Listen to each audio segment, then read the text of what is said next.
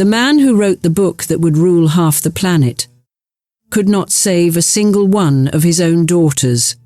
He promised the world that he had found the key to human happiness, the formula that would end suffering forever.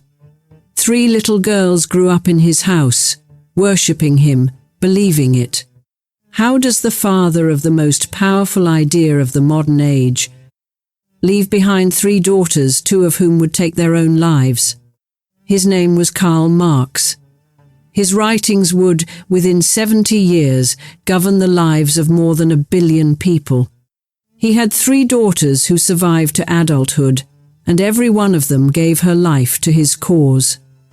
By the time history was finished with them, the eldest was dead of cancer at 38, and the other 2 had died by their own hands, one by poison, alone in a bed in London, and one in a suicide pact with her husband, a needle of cyanide, in a quiet house in France. 3 things tonight the political textbooks will never tell you. 1, the housekeeper, the locked secret, and the son Karl Marx fathered and then handed to another man to claim, to protect his own name. 2, the bottle of prussic acid a chemist delivered to a house in Sydenham on a spring morning in 1898, and the man who knew exactly what it was for and let her use it. 3, the Pact 2 aging revolutionaries made in 1911 that they would die together before they grew weak. Most people remember Karl Marx as a prophet. His daughters remembered him as the most loving father they ever knew. And that is what makes this the saddest story he never wrote. The first thing the Marx daughters ever learned about their father was that the whole world was against him, and that this was proof he was right. They grew up inside a contradiction so strange that almost no one who reads Marx today ever imagines it. The man whose name would become a synonym for the working class, for the factory, for the iron logic of history, was at home the warmest, gentlest, most playful father in London. He let his small daughters harness him like a horse and drive him around the room. He recited Shakespeare to them by the hour. He invented endless serialized stories for them, told over weeks, with a wizard hero named Hans Ruckel. They called him Moore, for his dark hair and dark skin and dark beard, a family nickname, full of love. There has rarely been a more adored father in the history of letters. And there has rarely been a father who failed his children, materially, more completely.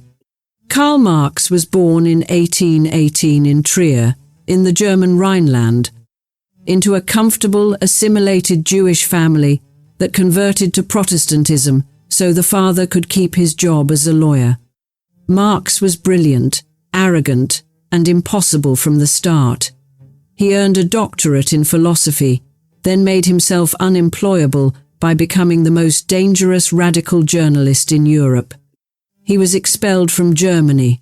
He was expelled from France. He was expelled from Belgium. By 1849, he washed up in London, a political refugee with a young aristocratic wife and a growing pile of children, and there he stayed for the rest of his life, stateless, hunted, and poor. His wife was the remarkable thing no one expects. Jenny von Westphalen was a genuine German baroness, beautiful, cultured, the daughter of a noble family, and she gave up all of it to marry the penniless radical she had loved since childhood. She followed him into exile. She bore him 7 children in conditions of grinding poverty, and she watched, one after another, as her children began to die. Because that is the foundation underneath the 3 daughters' tragedy. The foundation laid before any of them was old enough to understand it. Of the 7 children Jenny bore, only 3 would live to grow up. The others died as babies and children, in cold, damp, rented rooms in Soho, of the diseases of poverty, while their father sat upstairs writing the book that was going to end human suffering forever. The daughters who survived grew up in a house already haunted by the ones who hadn't. To understand what the poverty did, you have to see the rooms. For years in the early 1850s, the entire Marx family lived in 2 small rooms on Dean Street, in Soho, one of the poorest, most crowded districts of Victorian London. A Prussian police spy who visited to gather intelligence on the dangerous exile wrote a report that survives, and it is one of the most vivid descriptions we have. He described filth and dust over everything, broken furniture, a thick haze of tobacco smoke, manuscripts and children's toys, and his wife's sewing all jumbled together. And the great revolutionary himself sitting calmly in the middle of it, unbothered, brilliant, talking. The family pawned everything they owned. Repeatedly clothes, shoes, even Jenny's inherited silver, stamped with the crest of her noble Scottish ancestors, carried to the pawn shop by a man who could not feed his children. And in those rooms the children died. Heinrich Guido, a baby boy the family called Fuchschen, died in 1850, not yet a year old. A daughter, Franziska, died in 1852, an infant. The family had no money for a coffin and had to borrow it from a French refugee neighbour. And then, in 1855, the blow that nearly destroyed Marx himself. His son Edgar, called Mush, the family's adored little boy, died at the age of 8, of tuberculosis, in his father's arms. Marx wrote afterward that he had suffered every kind of misfortune in his life, but had never truly known what unhappiness was until then. He said the house felt empty and dead because the child who had been its life was gone. For weeks he was, by every account, half mad with grief. This was the household the 3 surviving daughters were raised in. Jennychen, the eldest, born in 1844. Laura, born in 1845. And, 10 years later, the baby, Eleanor, called Tussie, born in 1855, the same year her brother Mush died, almost as a replacement for him. They grew up clever, fierce, multilingual, and politically on fire. Their father did not raise them to be Victorian ladies. He raised them to be revolutionaries, to read, to argue, to give their whole selves to the cause. And the one man who kept the entire family from literal starvation, year after year, decade after decade, was not Marx at all. It was his friend. The friend was Friedrich Engels, and he is the reason there is any golden moment at all.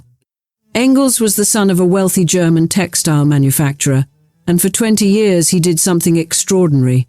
He went to work in his family's cotton business in Manchester, a job he privately hated, running the firm, drawing a salary and skimming the petty cash, and he sent the money, steadily, faithfully, for 2 decades, to keep Karl Marx and his daughters alive, while Marx wrote Das Kapital.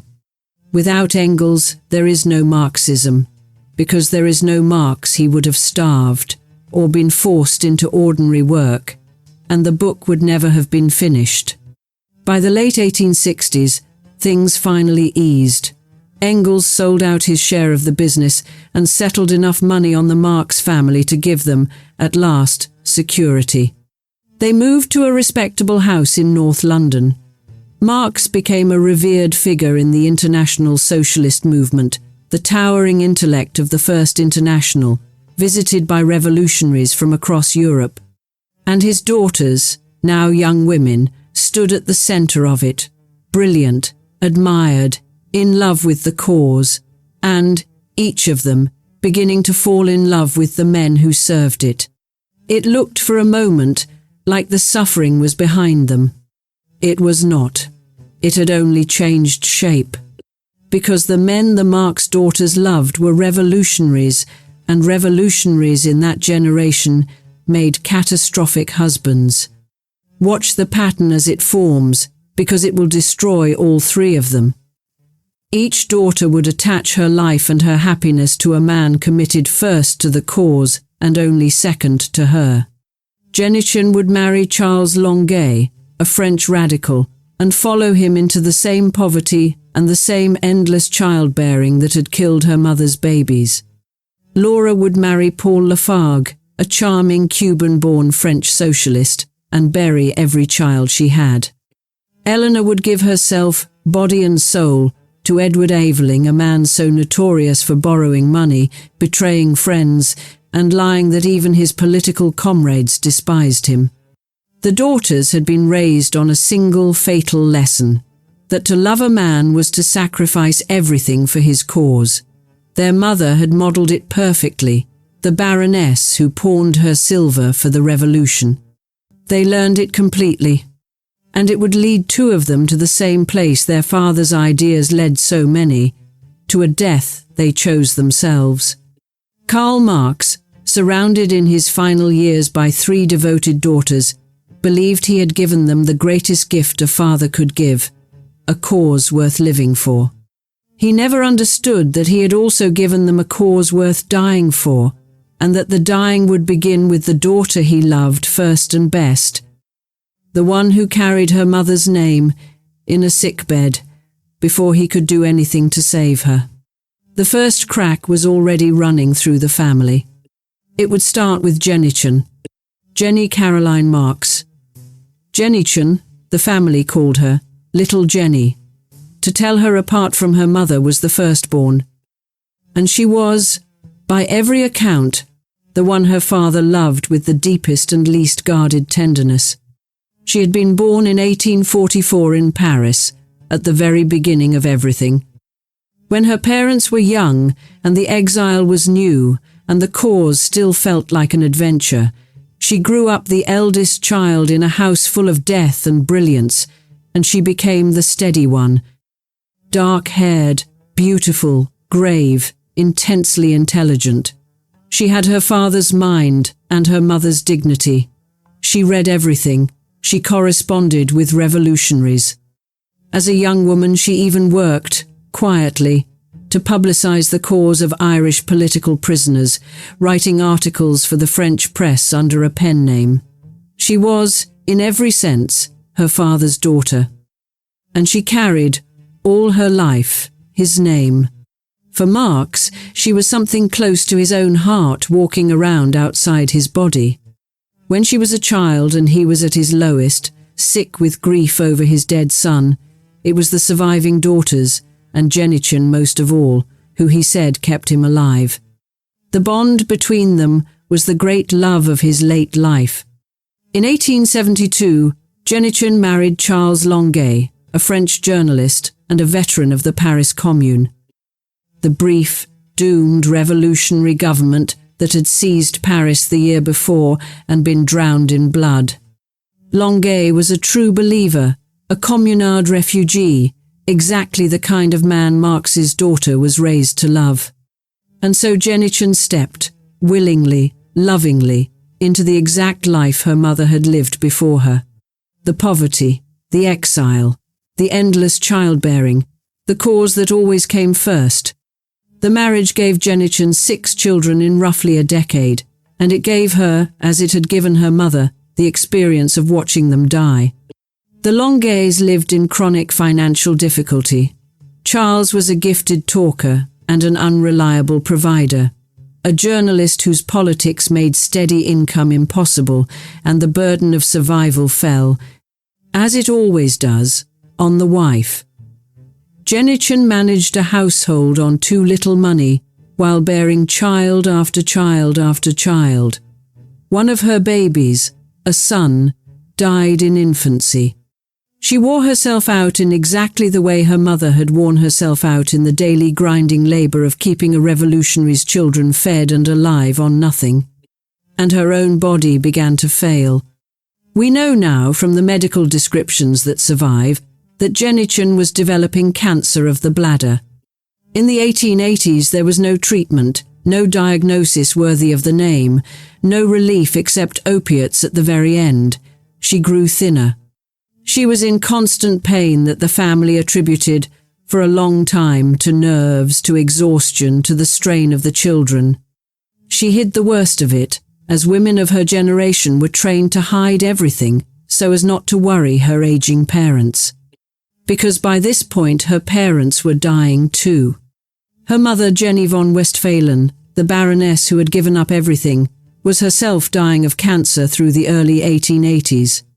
And her father, Karl Marx, was a sick old man now, his great work essentially behind him, his health broken by decades of overwork, bad living, chronic illness, and the slow accumulation of grief. The towering revolutionary had become a frail, ailing widower, because Jenny the mother died in December of 1881, and Marx, by every account, never recovered from losing her. So the eldest daughter was dying of cancer at the same moment her father was dying of age and grief, and neither one fully let the other know how bad it truly was. In the opening days of 1883, Jennychen Longuet was 38 years old, the mother of 5 surviving children, and dying in France. The end came faster than anyone was prepared for. The bladder cancer, untreatable and unstoppable, overwhelmed her.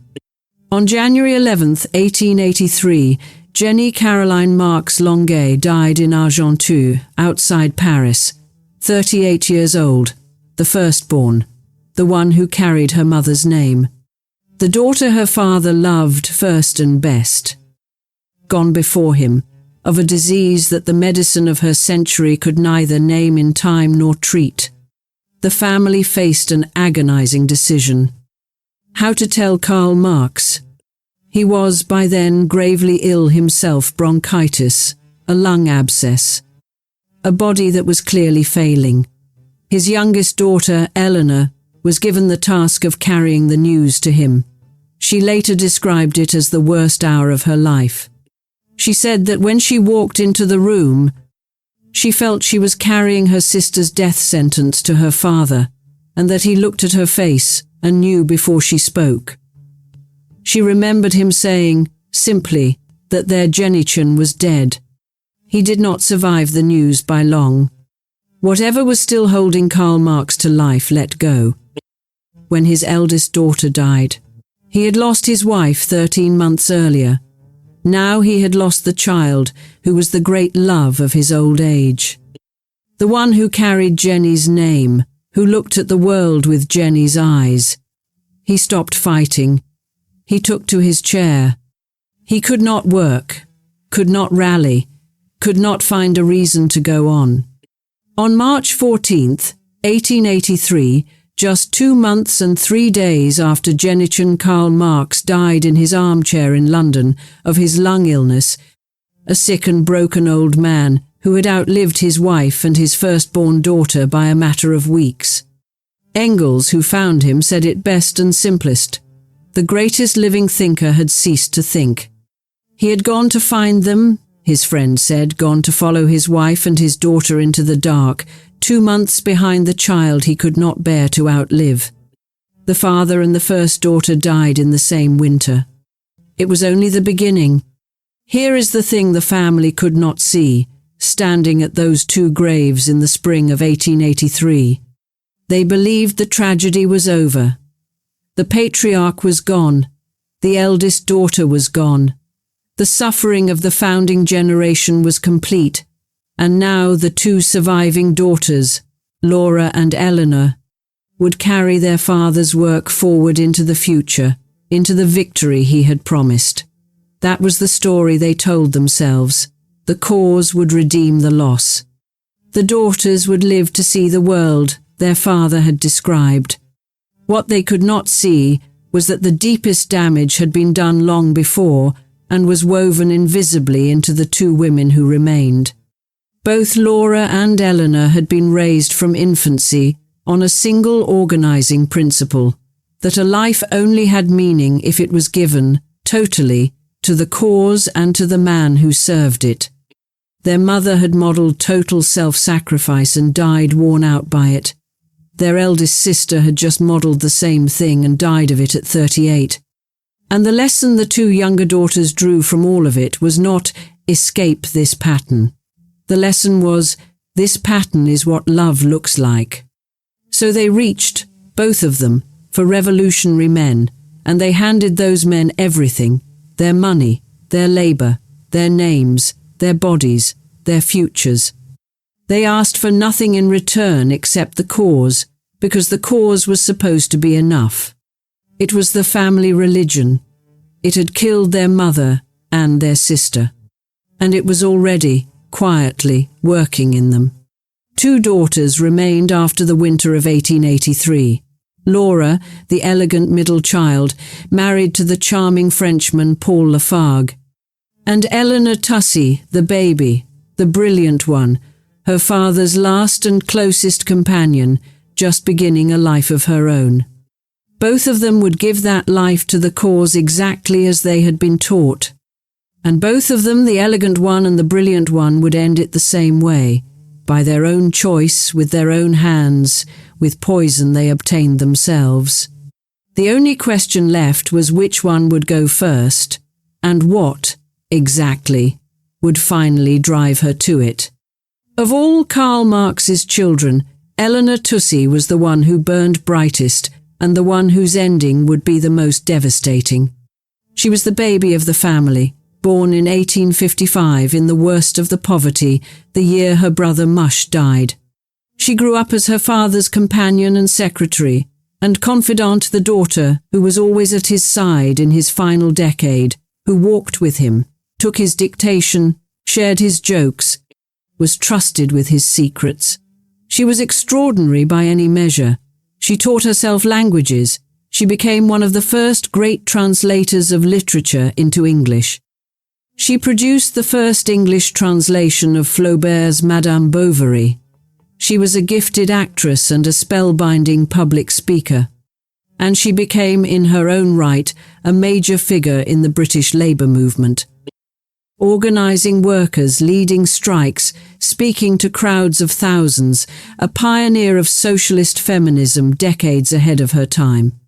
She wrote about the position of women with a clarity that still reads as modern. She was, arguably, the most genuinely talented of all of Marx's children. And she gave herself, completely and catastrophically, to the worst man any of them ever chose. His name was Edward Aveling. He was a socialist, a lecturer, a writer. Charming, persuasive, intellectually impressive, and, by the near unanimous testimony of everyone who knew him, a moral catastrophe. He borrowed money he never repaid, from anyone he could.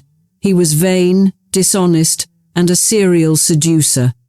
One comrade said you could not be in a room with Aveling for 10 minutes without wanting to lend him a sovereign you knew you'd never see again. People in the movement loved Eleanor and despised the man she loved. She knew on some level what he was. She did it anyway, because she had been raised to believe that this total devotion to a brilliant, difficult, demanding man, committed to the cause, was exactly what a meaningful life looked like. She had watched her mother do it. She was repeating the only model of love she had ever been given. They could not legally marry. Aveling already had a wife, estranged but living, whom he refused to divorce. So Eleanor, the great feminist, the proud free thinker, simply lived with him openly as his partner from 1884 onward. In defiance of Victorian morality, calling herself his wife, she poured 14 years of her life into him. She supported him financially with her own earnings and with money she inherited. She nursed him through serious illness. She forgave him, again and again, betrayals that would have ended any ordinary relationship. She was building, without knowing it, the exact trap that would kill her. But before Eleanor's end came, the middle daughter, Laura, lived out a quieter, longer tragedy of her own.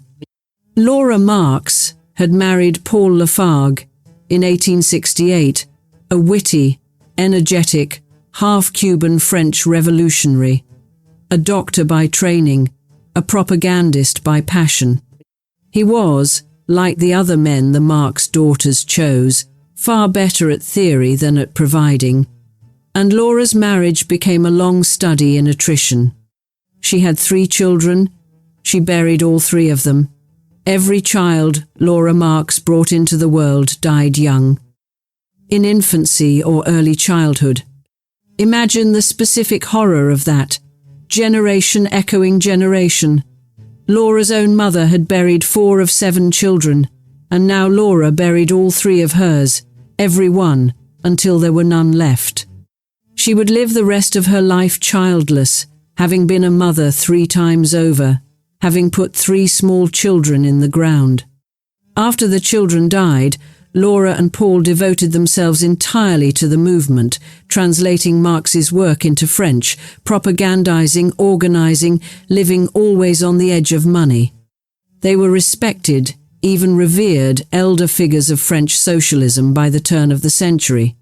But Laura had buried her babies, her parents, and her elder sister, and she lived in a marriage that had long since burned down to companionship and shared exhaustion. She and Paul grew old together, and as they grew old, they began quietly to talk about how they wished to die. They had decided something.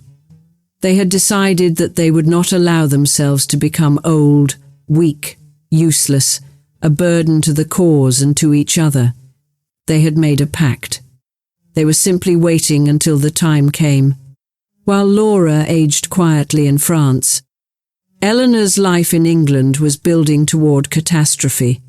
For 14 years she had given everything to Edward Aveling, absorbing humiliation after humiliation, telling herself and the world that their union was a true marriage of equals, a free union of 2 committed radicals. She had, in those years, also absorbed a second devastating blow. A family secret revealed to her near the end of her father's circle's lives that shook her understanding of the man she had worshipped. We will come to that secret. It is the hidden engine of this whole story. Hold it for now. Know only that by the late 1890s, Eleanor's faith in the 2 pillars of her life, her father's perfection and her partner's love, was under terrible strain. And then, in 1897, Edward Aveling did the thing that broke her. His estranged legal wife had died, which meant Aveling was finally free to marry. Eleanor, after 14 years, could at last become his lawful wife. She must have believed after everything that this was coming. Instead, Aveling secretly married someone else. In June of 1897, under a false name, Edward Aveling married a young actress named Eva Fry. He told Eleanor nothing. He continued living with Eleanor, taking her money, accepting her devotion, while secretly married to another woman half his age. For months, Eleanor did not know. She went on nursing him, supporting him, loving him, planning a future with a man who had already, in secret, given that future to someone else. When she finally learned the truth, in the early spring of 1898, it destroyed her. Everything she had given her life to, the great love, the equal union, the meaningful sacrifice, was revealed as a lie, and she was revealed, to herself, as a woman who had thrown away 14 years and all her brilliance on a man who had been using her the entire time. She was the great socialist feminist, the woman who had written about female independence and dignity. And she had been more thoroughly deceived and exploited in her own home than almost any woman she had ever tried to help. The shame of that, the unbearable shame of that. On the morning of March 31st, 1898, in the house she shared with Aveling in Sydenham, South London, Eleanor Marx sent the maid to a local chemist with a note. The note ordered chloroform and a small quantity of prussic acid hydrogen cyanide, and it was signed with the initials of Edward Aveling, who was a registered medical man and could legally obtain such poisons. The chemist, recognizing the name, filled the order. The maid carried the poison back to the house. There is a detail here that has haunted historians for more than a century. Aveling was in the house that morning. The order for the poison went out under his authority. And then he left, he got dressed, and he went into London, on business, leaving Eleanor alone with the cyanide. Some who have studied the case believe he knew exactly what she intended and did nothing to stop it. A few have gone further and wondered if he actively wanted it, because Eleanor's death would leave him her inheritance. It was never proven, he was never charged, but the suspicion has never gone away, because everything else about the man makes it believable. Eleanor went upstairs. She wrote 2 short notes. One was to Aveling. By the accounts that survive, it forgave him, and it said something close to, "It will all be over soon. My last word to you is the same that I have said during all these long, sad years, love." Then she took the poison. She was 43 years old. They found her in her bed. Eleanor Marx, the most brilliant of Karl Marx's children, the pioneering feminist, the great translator, the spellbinding speaker, the woman who had stood at her father's side through his final years and carried the news of her sister's death to him, was dead by her own hand, by cyanide. Undone by a worthless man, and by the lesson her whole family had taught her, that a woman's life is something she gives away to the man and the cause, and asks nothing back. Laura outlived her younger sister by 13 years.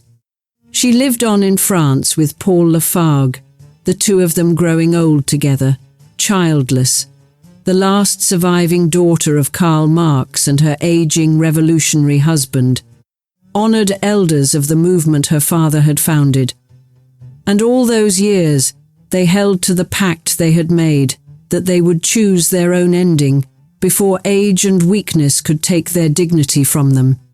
On the night of November 25, 1911, in their house at Dravel, outside Paris, Paul Lafargue and Laura Marx Lafargue carried it out. Paul, who was a trained physician, prepared the injections. They had set aside money to ensure their affairs were in order. Paul left a note explaining that he was killing himself before age could reduce him to a burden and rob him of the joys of life, and that he died with the supreme joy of certainty that the cause to which he had given his life would triumph. He and Laura dressed, and then, together, in their home, they injected themselves with cyanide. By his hand, and lay down to die side by side. Laura Marx was 66 years old, the same age her mother had been at death, the same age her father had been. She had buried 3 children, her parents and both her sisters. She died in a suicide pact, by poison, in the company of the man she had given her life to, exactly as she and he had planned. At their funeral, a young Russian exile named Vladimir Lenin gave one of the eulogies. Within 6 years he would seize a country in Karl Marx's name. The old revolutionary's daughter was being buried by the man who would turn her father's ideas into an empire. And she had died by her own hand, by the same poison that had killed her brilliant little sister 13 years before. So count them, the 3 daughters of the man who promised to end human suffering. Jennychen, the firstborn, who carried her mother's name and her father's heart.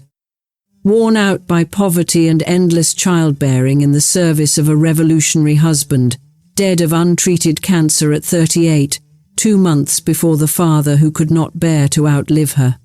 Eleanor, the brilliant one, the feminist, the most gifted of them all.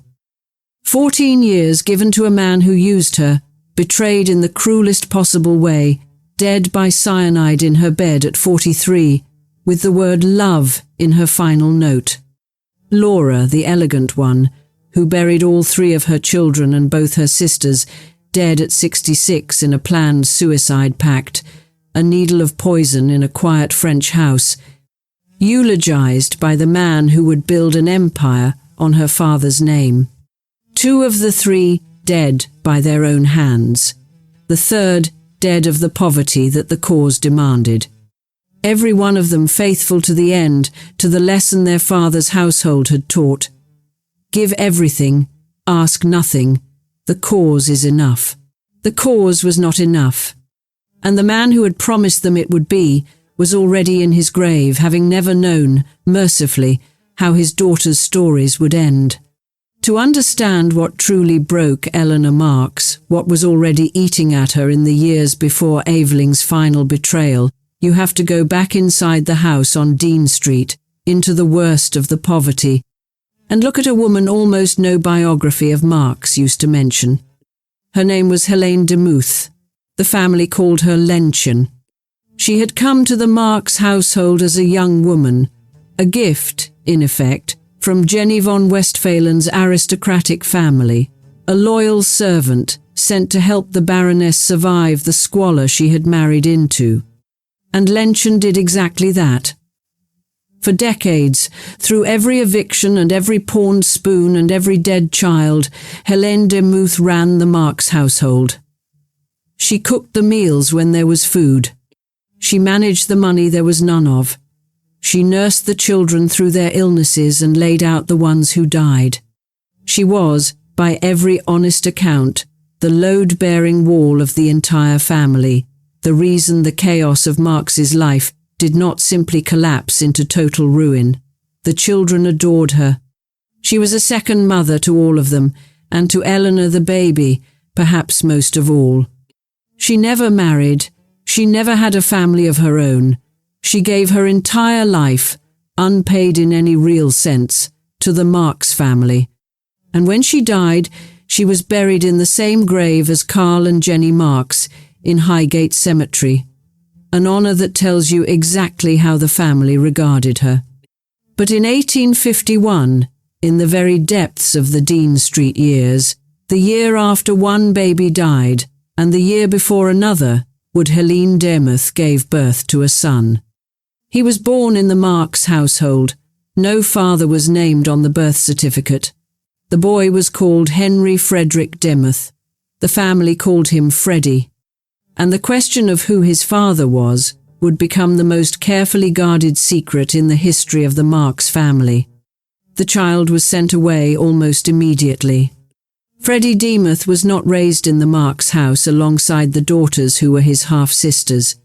He was fostered out to a working-class family in the East End of London, raised as one of them, and grew up to become exactly what his father's books were supposedly written to liberate: a manual labourer, a skilled engineer and fitter, a working man who laboured with his hands his whole life. He visited his mother, Lenchen, but he came to the back door, the servants' entrance, and was kept apart from the family's public life. He was the secret kept in plain sight. And the official story, the story the inner circle agreed upon, was that the boy's father was Friedrich Engels, Marx's wealthy friend, the lifelong bachelor, the man who supported the family. It made a certain sense. Engels was rich, unmarried, known to enjoy life. He had no respectable reputation to protect in the way Marx did. So the understanding within the household was that Freddy was Engels's illegitimate son, and Engels, saying nothing, let the world believe it. He let it stand for nearly 40 years. He let it stand because the truth was something else entirely. And the truth would have detonated the moral authority of the most important man either of them knew. Because Karl Marx, the philosopher of human liberation, the scourge of bourgeois hypocrisy, the man who filled volumes with rage at how the powerful exploit the powerless, had fathered a child on his own unpaid female servant, in his own house, while his wife was pregnant or grieving a dead baby, and had then allowed that child to be sent away and raised by strangers, and had allowed his best friend to take the blame, to protect his own name. The man who taught the world to see exploitation everywhere had committed the oldest and most intimate exploitation there is. The master and the servant, and then hidden it behind his loyal friend's reputation for the rest of his life. Lenchen kept the secret. Engels kept the secret. Marx took it to his grave in 1883, and his daughters never knew, until Engels began to die. Friedrich Engels died of throat cancer in 1895, 12 years after Marx. In his final illness, by then unable to speak, Engels was attended by Eleanor, who loved him as a second father, as she had loved the man she believed was Freddy's father. And as Engels lay dying, by the account that comes down to us through Eleanor's circle, he could not bear to let Eleanor go on believing a lie that touched her so deeply. She had, by this point, formed a warm relationship with Freddy Demuth, the quiet working man she understood to be Engels's son, and on some level she had begun to sense that something about the official story did not hold. Engels, unable to speak, is said to have written the truth on a slate, or communicated it through a trusted intermediary in his last days. The message was devastating in its simplicity. Freddy was not his son.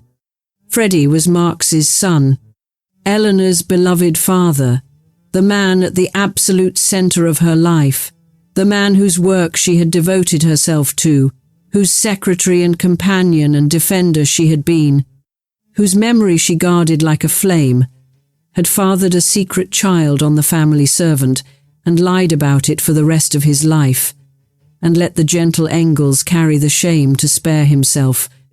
We cannot fully reconstruct what this did to her, because she left no diary entry that survives laying it bare, but we know the shape of it.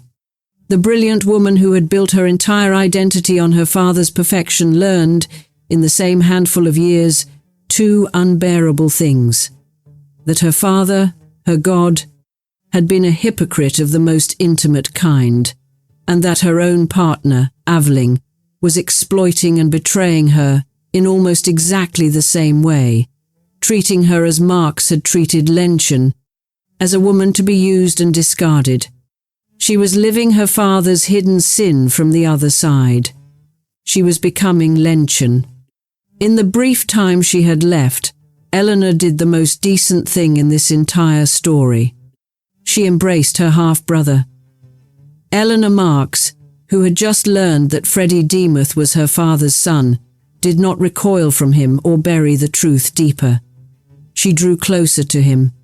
She wrote to him with real tenderness. She treated him, at last, as family, the brother who had been sent to the back door his whole life, raised by strangers, robbed of the name and the world that should have been partly his.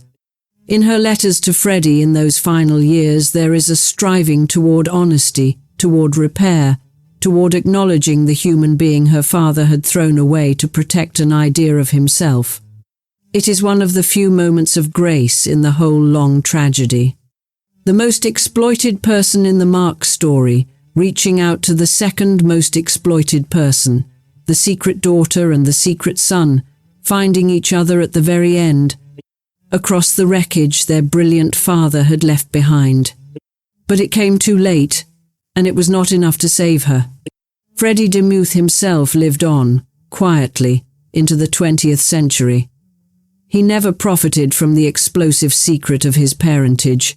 He could have sold the story. He never did. He remained what he had always been, a working man, decent, discreet, who had been denied his father, his name, and his place in the world by the very man whose name would be carved on monuments across half the planet. As the champion of the downtrodden, he died in 1929, an ordinary old labourer in London. The unacknowledged son of Karl Marx, and almost no one at his funeral knew whose blood he carried. The secret held, more or less, until decades after everyone in this story was dead. It was only fully confirmed and accepted by historians in the 20th century, against fierce resistance from those who did not want the founder's image stained. But the evidence, the household, the timing, the deathbed confession, the careful lifelong cover-up, all of it points one way. The liberator had a son he would not claim, and the knowledge of it helped push his most brilliant daughter into her grave. Lay it all out, and the deepest truth of the Marx family comes clear. And it is not the truth that either his worshippers or his enemies usually tell. The tragedy of his 3 daughters was not caused by his ideas being wrong, and it was not caused by his ideas being right. It was caused by the gap between the man on the page and the man in the house. On the page, Marx was the great liberator, the enemy of all exploitation, the prophet of a world without masters and servants. In the house, he was a man who exploited his servant, abandoned his son, leaned on his friend's money for 30 years, and raised 3 daughters to believe that a woman's highest purpose was to sacrifice herself completely to a brilliant, difficult man and his cause. That second man, the man in the house, is the one who shaped his daughters, and every one of them died of the lesson he taught them, not the theory he wrote. Jennychen gave herself to a revolutionary husband and died worn out at 38, exactly as her mother had nearly died, exactly as the household model demanded. Laura gave herself to a revolutionary husband, buried all 3 of her children, and ended in a planned suicide. Eleanor gave herself to the worst man of all, was used exactly as her father had used Lenchen, discovered that the god of her childhood had feet of the basest clay, and took cyanide in her bed. The daughters were not destroyed by Marxism, they were destroyed by Marx, by the ordinary, intimate, human failures of a man who could see the exploitation in every factory in England and not see it in his own kitchen, who could demand justice for all of humanity and deny it to the servant who raised his children and the son who carried his blood. He taught the world to look for the hidden victim, the unacknowledged labor, the person whose sacrifice holds up everyone else's comfort.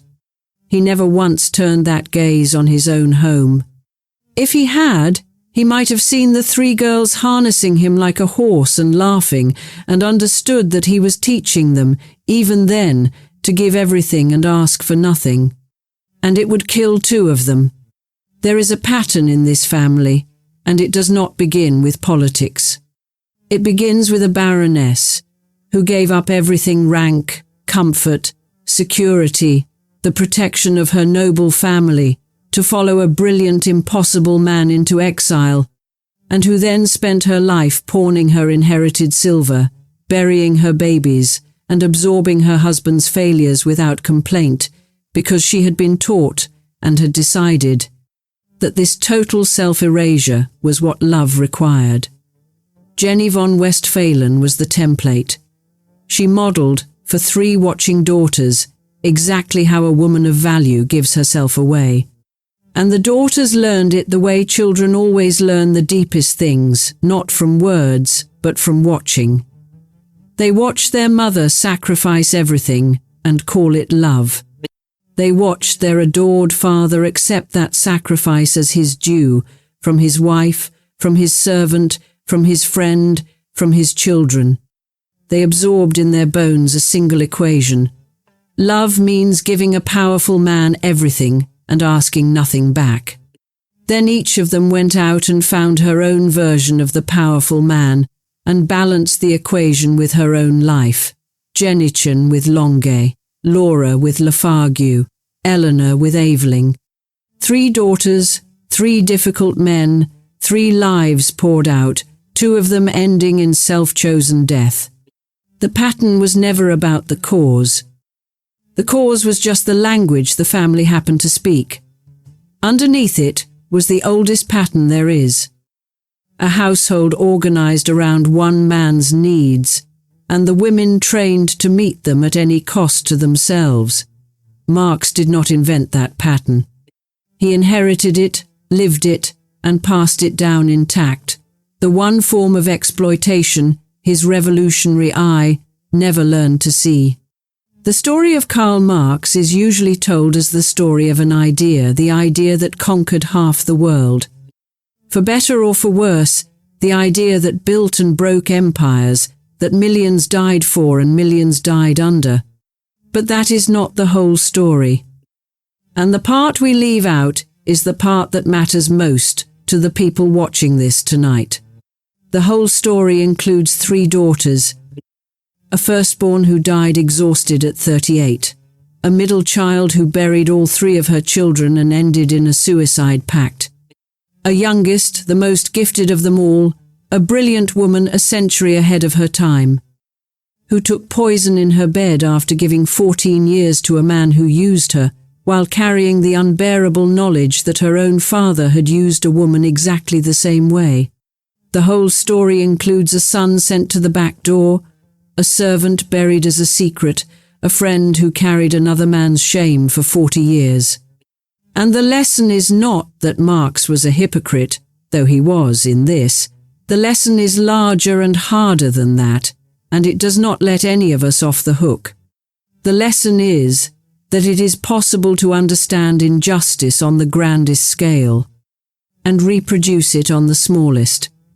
It is possible to write the book that frees nations and to quietly crush the people in your own house. It is possible to see every distant victim with perfect clarity and to be utterly blind to the ones who set your table, raise your children, and love you. The gap between the principles we proclaim and the way we treat the actual humans within arm's reach, that gap is where the real damage of a life is done. Not in the theory, in the kitchen, in the marriage, in the things we let our children believe about what they owe us. Marx changed the world and failed his daughters in the same lifetime, with the same blindness. Most of us will never change the world, but every one of us has a kitchen, a household, a handful of people close enough to be hurt by the distance between who we say we are and how we actually treat them. That is the part of this story that is about you. At the beginning of this story, 3 things were promised: the housekeeper, the locked secret, and the son Karl Marx fathered and handed to another man to claim was Helene de Muth, the loyal servant who ran the Marx household for decades, and her son Freddy, born in 1851, in the depths of the Dean Street poverty. Marx was his father. Engels, the loyal friend, allowed the world to believe the boy was his and carried that false shame for nearly 40 years to protect the moral authority of the man who wrote against exploitation while exploiting the woman in his own home. The truth was confessed only as Engels lay dying, and it helped shatter the daughter who loved them both. The bottle of prussic acid delivered to a house in Sydenham in the spring of 1898 was the cyanide Eleanor Marx obtained under Edward Aveling's medical name. The morning after she could no longer bear what she had learned about the 2 men at the centre of her life, that Aveling had secretly married another woman while living off her, and that her own worshipped father had committed, in private, the same kind of betrayal against Lenchen. Aveling left the house and left her alone with the poison. She wrote love in her final note and died at 43. And the Pact 2 aging revolutionaries made in 1911 was the agreement between Laura Marx and Paul Lafargue to die together before age could weaken them. On a November night outside Paris, Paul, a physician, injected them both with cyanide, and they lay down to die side by side. Laura was 66. A young exile named Lenchen spoke at the funeral, 6 years before he would seize a nation in her father's name. 2 daughters dead by poison, by their own hands. A third dead of the poverty the cause demanded. A son denied, a servant erased, a friend who took the blame. This is the family the world's most famous theory of justice was written inside. The theory looked outward, at all of humanity. It never once looked at the dinner table. Go to Highgate Cemetery in North London today, and you will find the most visited grave in the place. It is Karl Marx's tomb, an enormous bronze head on a granite plinth, far larger than the modest grave he was actually buried in, erected decades after his death by admirers who came from every continent. Pilgrims still come, every day, from countries that were remade in his name. They leave flowers, they take photographs, The great bearded head stares out over the cemetery, monumental, immortal, the most influential thinker of the modern age. His famous words carved beneath him, that the philosophers have only interpreted the world, but the point is to change it. And he did change it. No honest person can deny the scale of it. But buried in that same grave, beneath that same monument, are the people the monument never mentions. His wife Jenny, who pawned her silver and buried her babies, and Helene de Muth Lenchen, the servant who gave her whole life to the family, who bore his secret son, and who was laid to rest, by the family's own choice, in the founder's grave. The servant and the master, the secret and the monument, in the same earth, under the same bronze head, while the pilgrims who come to worship the idea walk past, without ever knowing her name. 3 daughters lie elsewhere. Jennychen in France, Laura in France. Eleanor's ashes carried for years from place to place by the movement she served, with no settled grave for decades, the most brilliant of them all, unable even in death to find a steady home. The father got the monument.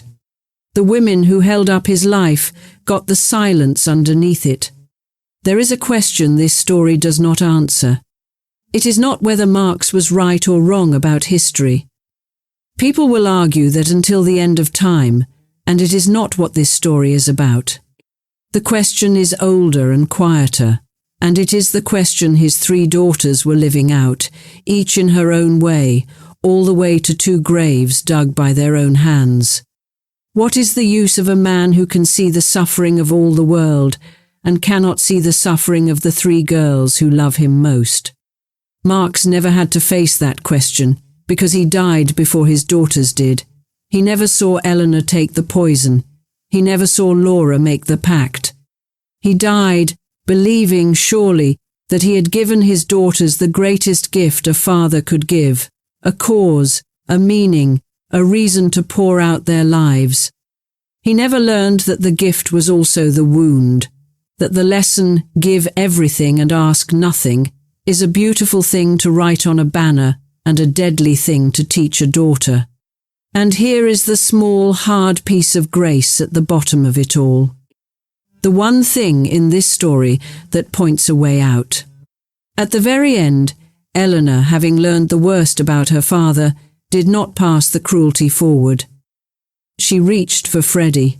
She claimed the brother her father had thrown away. In her last months, the most damaged person in the story tried to repair the oldest wound in it, tried to give the forgotten son the family he had been denied. It did not save her.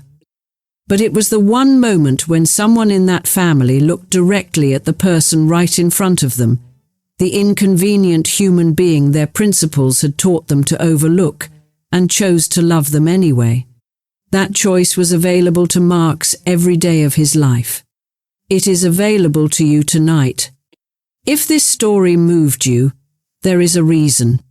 Somewhere in your life, there is a gap between the person you believe yourself to be and the way you actually treat the people closest to you.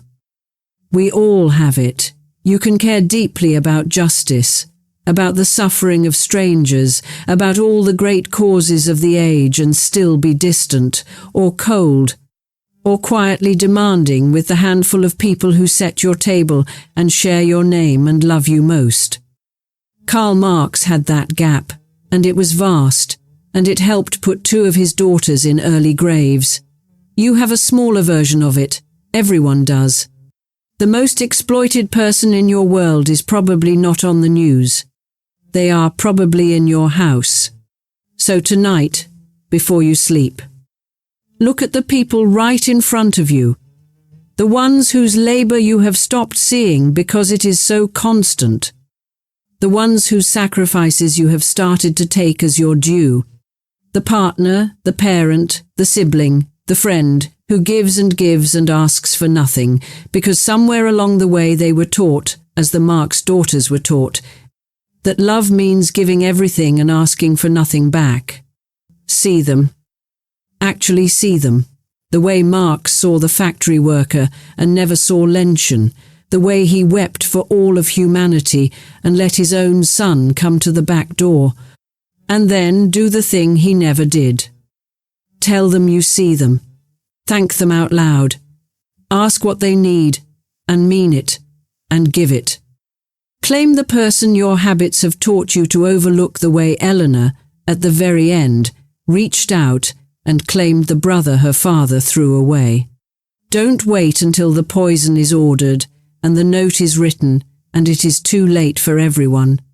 The daughters of Karl Marx gave everything and asked for nothing, and it killed them. The people who love you are doing the same thing right now, quietly, in your own home. Go and see them while they are still there to be seen.